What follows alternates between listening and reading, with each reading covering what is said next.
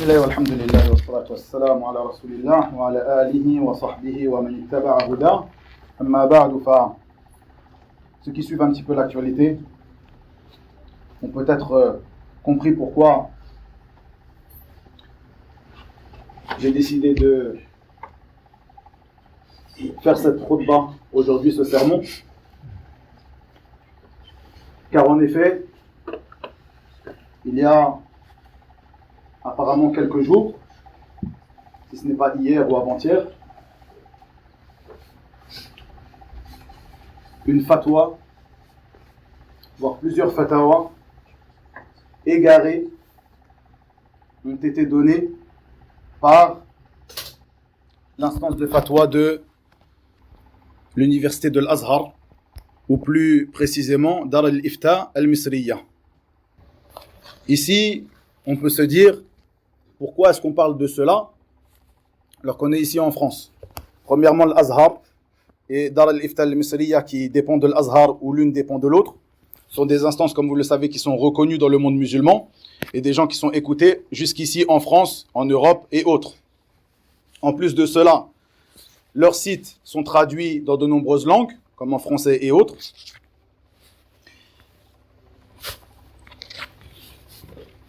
Et de toute façon, comme le dit Allah tabaraka wa ta'ala, وَمَنْ أَحْسَنُ قَوْلًا مِمَّنْ دَعَا إِلَى اللَّهِ وَعَمِلَ صَالِحًا وَقَالَ إِنَّنِي مِنَ الْمُسْلِمِينَ. Dans le sens approximatif de ces paroles, tabaraka wa ta'ala, et quelle meilleure parole que celui qui appelle à Allah et œuvre des œuvres pieuses ou œuvre de bonnes œuvres, et dit, je suis du nombre des soumis, je suis du nombre des muslimines. Et ceci est ce qui incombe chacun qui a la possibilité d'appeler à cela, d'appeler à l'adoration d'Allah seul et sans associer at-tawhid, et mettre en garde contre al-shirk, l'association à Allah tabaraka wa ta'ala. Chacun en fonction de sa possibilité, et ceci incombe plus encore ceux qui ont une place dans la prédication, comme les imams des mosquées, ceux qui pratiquent, qui prient le Jumu'ah, et donc qui donnent la khutbah, le sermon du Jumu'ah, et ceux qui donnent des cours et autres que cela. Ceci est une obligation pour l'ensemble d'entre eux. Et au moment où il y a des fatawa fausses, caduques, égarés et égareurs, ou égarantes, qui sont donnés par certaines personnes, il est dans l'obligation à ceux qui appellent à l'adoration d'Allah Azza wa Jal seul et sans associé, d'y répondre et de mettre en avant la vérité dans cela, d'avancer aux gens la vérité, la voie sur laquelle était notre prophète sallallahu alayhi wa sallam et ses compagnons, ceux qui les ont suivis par la suite. Comme vous l'avez entendu à de maintes reprises dans les sermons du vendredi comme pendant les cours, ceci est la première des choses à laquelle a appelé le prophète Mohammed sallallahu alayhi wa sallam, de même que l'ensemble des messagers, et il a appelé à cela toute sa vie. L'adoration d'Allah Azza wa Jal seul et sans associer at-tawhid, et mettre en garde contre eux al-shirk et les fausses croyances. Il a commencé par cela et il a terminé sur cela, comme vous l'avez entendu aujourd'hui. Et dans cette fatwa ou dans ces fatawa, bon, avant de parler de cela, certains diront, mais qui est cette personne pour réfuter Dar al-Ifta al-Misriya ou Jami'at al-Azhar, etc. Premièrement, comme je viens de le dire, ceci incombe à tout à chacun qui a connu la vérité, d'éclaircir la vérité aux gens et d'appeler à cette vérité et d'éclaircir le faux et de réfuter le faux. À partir du moment où tu as su la vérité, tu te dois d'éclaircir cette vérité et de réfuter le faux. Deuxièmement, dans cette brève assise que je vais faire ici, je vais simplement répondre à ces fatawas égarantes et égarées par d'autres fatawas qui ont été donnés par Jami'atul Azhar précédemment, l'université de l'Azhar et les grands savants de l'université de l'Azhar précédemment, et les grands savants de l'assemblée des grands savants en Égypte précédemment. Car bien sûr, vous connaissez le jugement de cela, ce que je vais évoquer ici, à travers ces khotab qu'on en a pu faire ici, pareil à travers les cours, à travers même le fatawa de grandes assemblées de savants comme l'assemblée des grands savants et du comité permanent d'Arabie Saoudite, de même que toutes ces fatawas qui sont répandues, ceci vous le savez. Mais ici, il y a cette ambiguïté qui peut venir à l'esprit de certaines personnes, le fait que l'Azhar est pour eux une grande institution qui est écoutée, qui est suivie, comme je l'ai dit,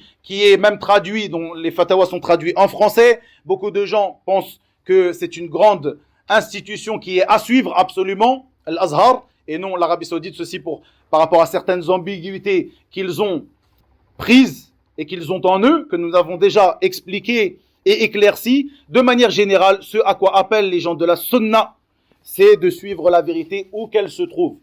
Que cette vérité vienne des savants qui habitent dans tel pays ou tel autre pays, des savants anciens, des savants contemporains, la vérité est la vérité. La vérité qui vient du livre d'Allah, de la sunna du prophète Mohammed sallallahu alayhi wa sallam, et de ce sur quoi étaient ses compagnons et ceux qui les ont suivis dans le bien. Ceci est la vérité. Si une fatwa qui vient de tel pays contredit une fatwa qui vient d'un autre pays, on ne regarde pas le pays. Si une parole vient d'un savant d'un tel pays ou d'un autre pays, on ne regarde pas ce pays-là. Ceci ne nous importe que peu.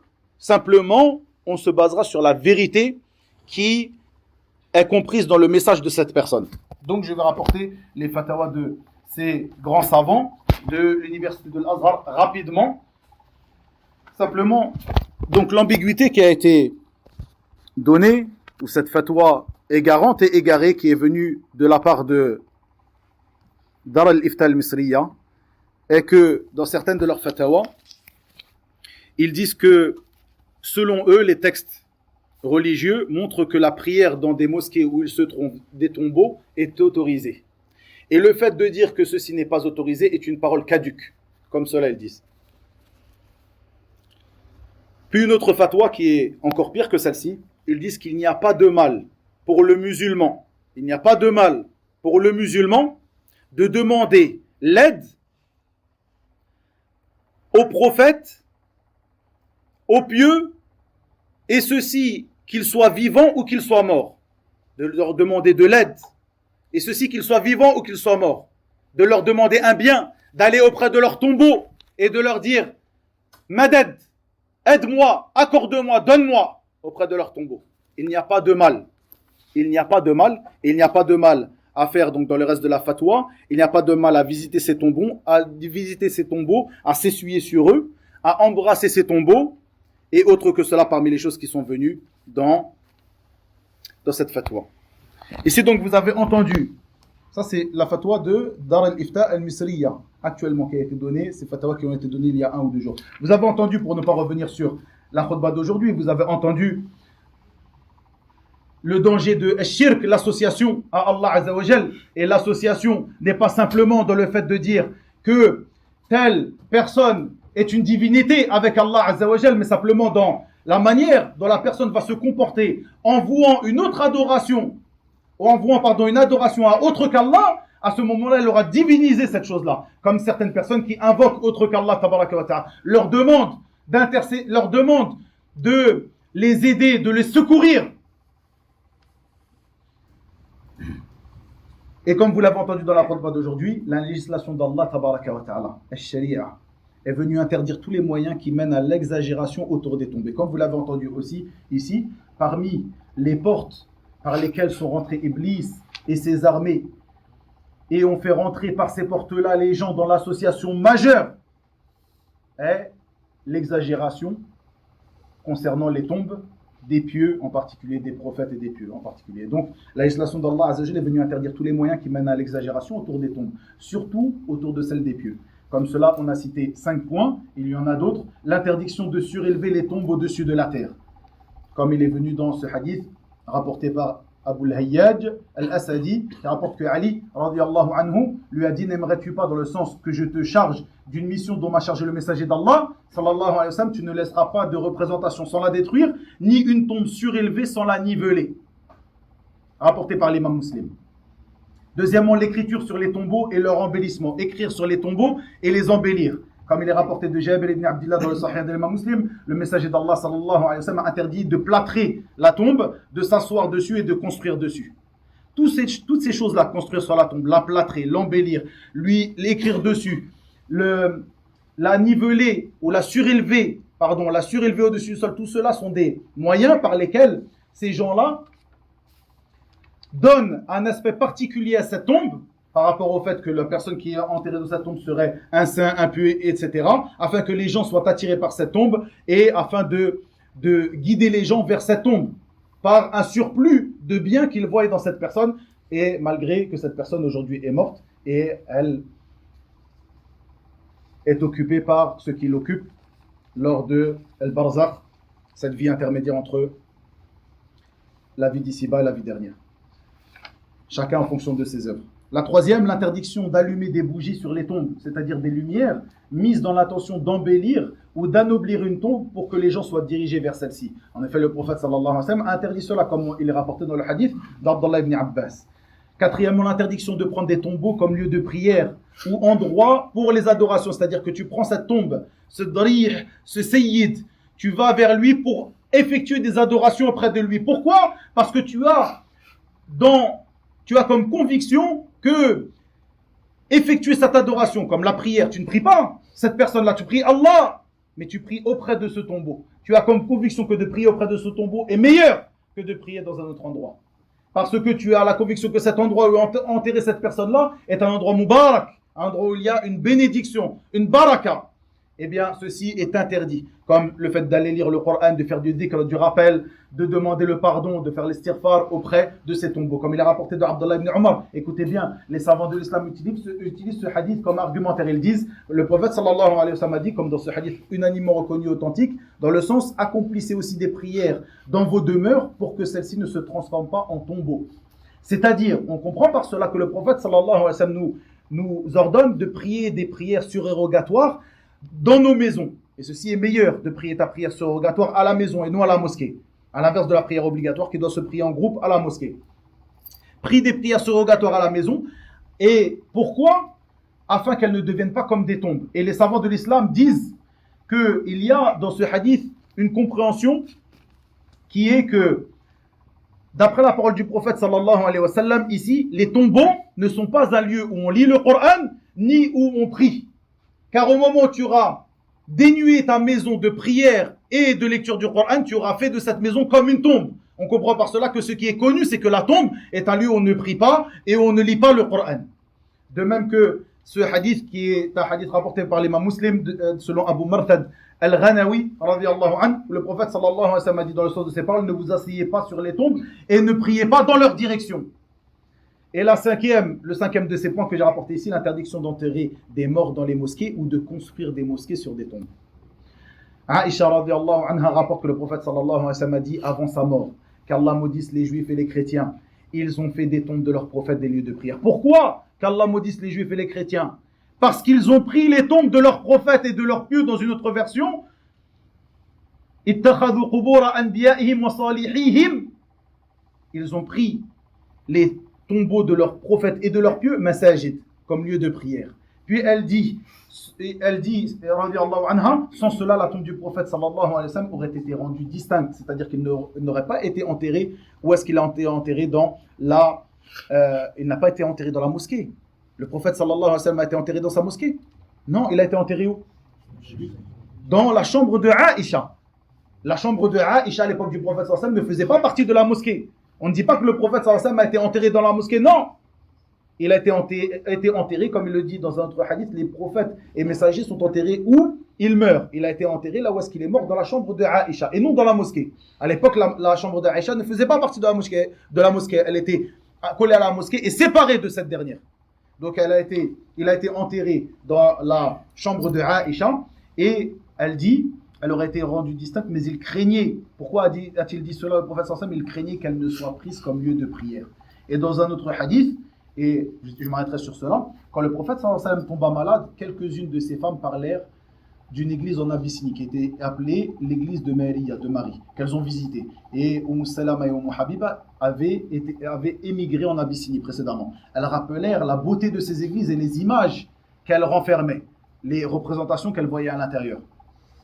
Et en entendant cela, le prophète sallallahu alayhi wa sallam, malgré sa maladie, sallallahu alayhi wa sallam, à la fin de sa vie, malgré sa maladie qui était dure et difficile pour lui, il leva la tête en entendant cela et il dit: ceux-là sont un peuple qui, lorsque meurt un homme vertueux d'entre eux, édifie sur sa tombe un lieu de culte et représente de telles images. Ces gens sont les pires des créatures. Ces gens-là sont les pires des créatures, rapportés par les Muslims et le Bukhari. Qu'est-ce que cela vous rappelle? Si ce n'est pas les mausolées qui sont construits dans de nombreux pays musulmans, où ces mausolées sont construits sur la tombe d'un sayyid comme ils le disent dans certains pays, d'un homme pieux. Et à partir de là, les gens vont faire des pèlerinages, les gens vont visiter ces tombeaux, les gens vont ramener des choses, vont faire des adorations auprès de ces tombes-là. Et comme je l'ai dit ici, parfois, chacun en fonction de ce dans quoi il est tombé. Donne-moi un mushaf en français, s'il te plaît. Certains, en fonction de ce dans quoi il est tombé, soit il adore Allah Azza wa Jalla auprès de cette tombe, soit il adore directement la personne qui est dans cette tombe, soit même il a comme conviction, lorsqu'il adore cette personne de cette tombe, que cette personne qui se trouve dans cette tombe a la possibilité, a la capacité de lui répondre, de lui donner ce qu'il veut, de lui accorder le bien et de le préserver d'un mal. Ceci est de l'association, sans aucun doute, dans Ar-Rububiyya, dans la seigneurie, dans les choses qui sont propres à Allah Azza wa Jal. De même que dans l'adoration qui est propre à Allah Azza wa Jal. Je terminerai donc par rapidement ces fatawa pour vous montrer, et simplement, je rappellerai simplement ce verset de Surat Fatir, où Allah Azza wa Jal nous dit, dans le sens de ces paroles, tandis que ceux que vous invoquez en dehors de lui ne sont même pas maîtres de la pellicule d'un noyau de date. Si vous les invoquez, ils n'entendent pas votre invocation. Et même s'ils entendaient, ils ne sauraient vous répondre. Et le jour du jugement, ils vont nier votre association. Nul ne peut te donner des nouvelles comme celui qui est parfaitement informé. De même, Allah Tabaraka wa Ta'ala dit, dans le sens de ces paroles, dans le sens approximatif de ces paroles, comme dans la Sourate Yunus, la Sourate numéro 10, donc le verset numéro 31, il dit, Tabaraka wa Ta'ala, dans le sens, dit, qui vous attribue de la nourriture du ciel et de la terre, qui détient l'ouïe et la vue, qui fait sortir le vivant du mort et fait sortir le mort du vivant, et qui administre tout. Ils diront Allah, dit alors ne le craignez-vous donc pas. De même, il dit, Tabaraka wa Ta'ala, dans le sens de ces paroles, comme dans Surat An-Naml, la Surat numéro 27, les fourmis, il dit, Tabaraka wa Ta'ala, dans le sens de ces paroles, n'est-ce pas lui qui répond à l'angoissé quand il l'invoque et qui enlève le mal et qui vous fait succéder sur la terre, génération après génération? Y a-t-il donc une divinité avec Allah? C'est rare que vous vous rappeliez. N'est-ce pas lui qui répond à l'angoissé quand il l'invoque et qui enlève le mal et qui vous fait succéder sur la terre? Génération après génération, y a-t-il donc une divinité avec Allah? Ah, c'est rare que vous vous rappeliez. Parmi ces grands savants de l'Azhar, que ces personnes-là qui ont donné ces fatawas aujourd'hui reconnaissent comme étant des grands savants, il y a cette personne qui s'appelle Cheikh Mahmoud Shaltout.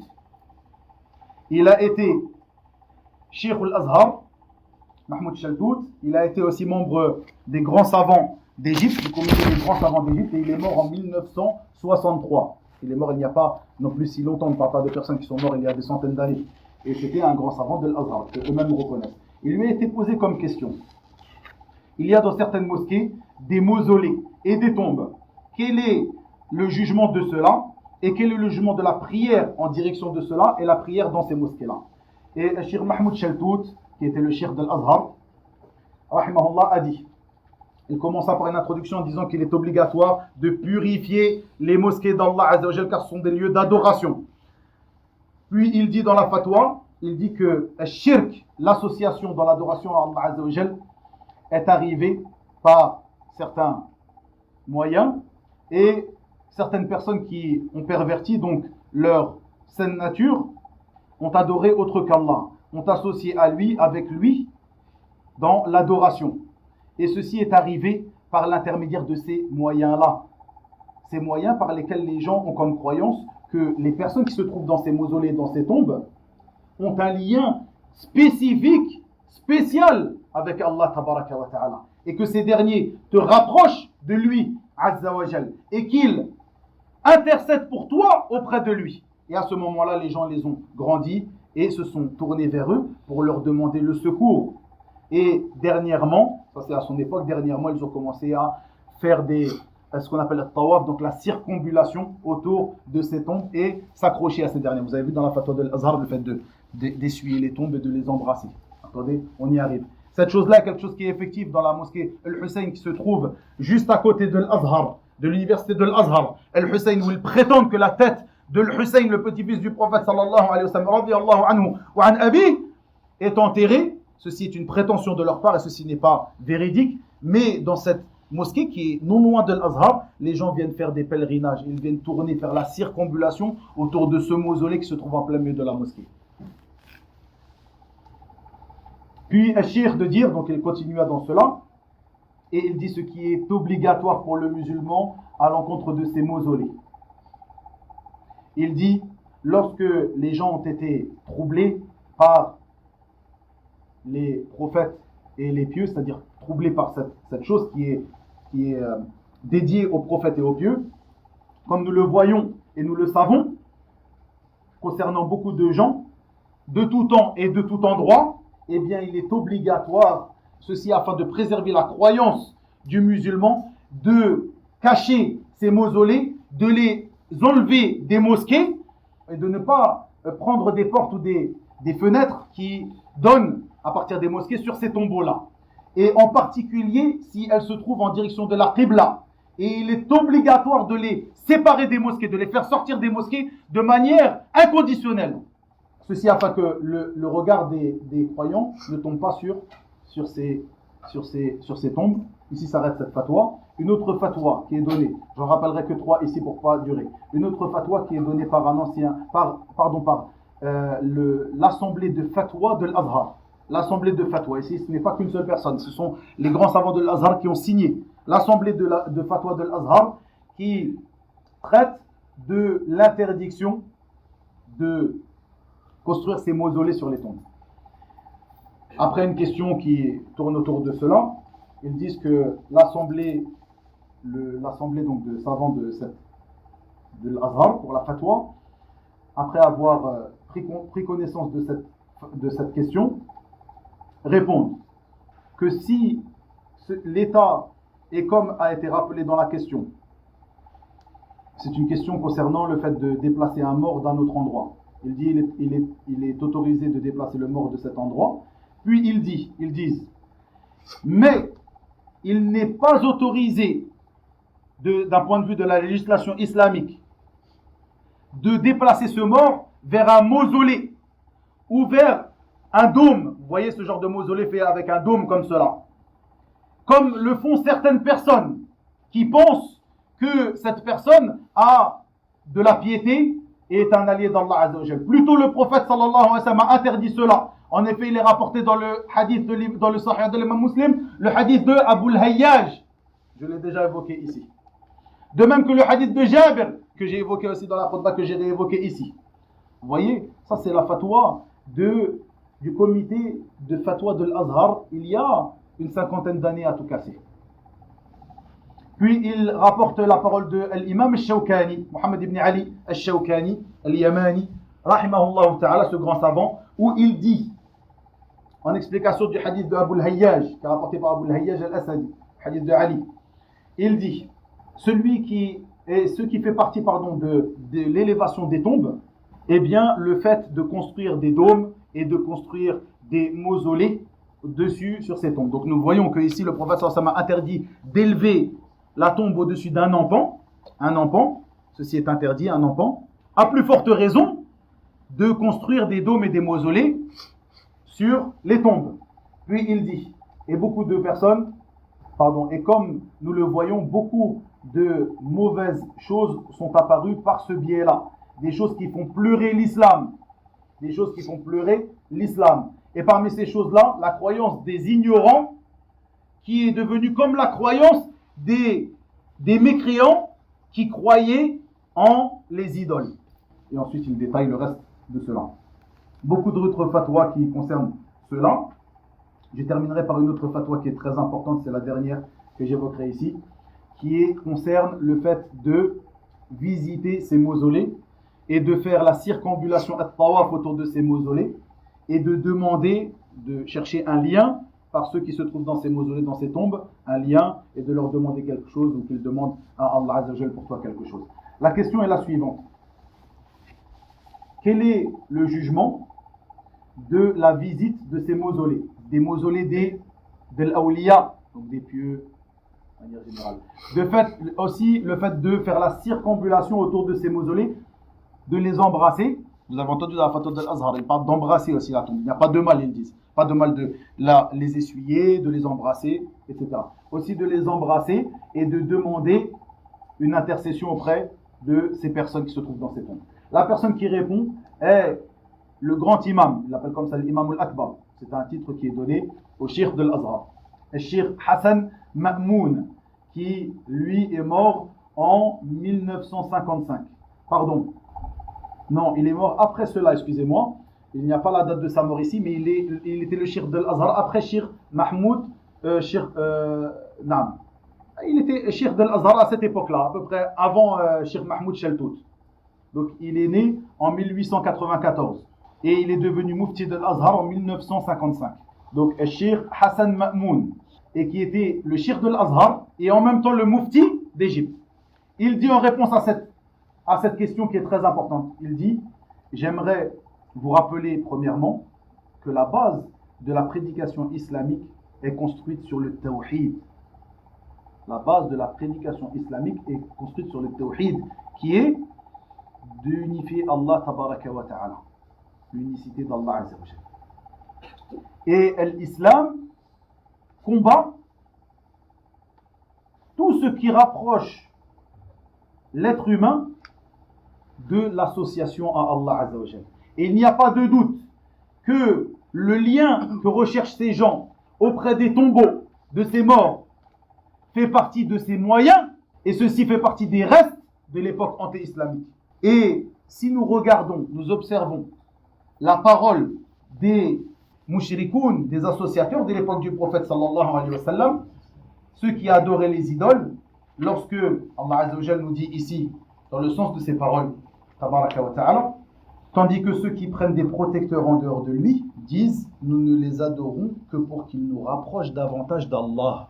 C'est bien la parole de ceux qui pratiquent cela, qui recherchent un lien entre eux et Allah auprès de ces tombeaux. Nous ne les adorons, eux ils ne disent pas que c'est de l'adoration, mais à partir du moment où ils leur vouent ces actes d'adoration, la demande de secours, l'invocation et autres, ce sont des invocations qui leur sont dédiées ou des invocations qui sont pratiquées auprès de cette personne-là. Ici donc il dit, ceci est la même, donc cet argument qu'a donné les associateurs de l'époque du prophète sallallahu alayhi wa sallam, est le même argument qui est utilisé par les gens d'aujourd'hui. Ceci afin de répondre à leurs besoins auprès d'Allah. De répondre à leurs besoins auprès d'Allah, c'est-à-dire qu'ils intercèdent pour eux auprès d'Allah dans des besoins qu'ils ont. Et il dit, regardez, et parmi les manifestations de ces visites des tombes, il y a des actes qui contredisent de manière inconditionnelle l'expression de l'islam, qui contredisent l'islam de manière inconditionnelle.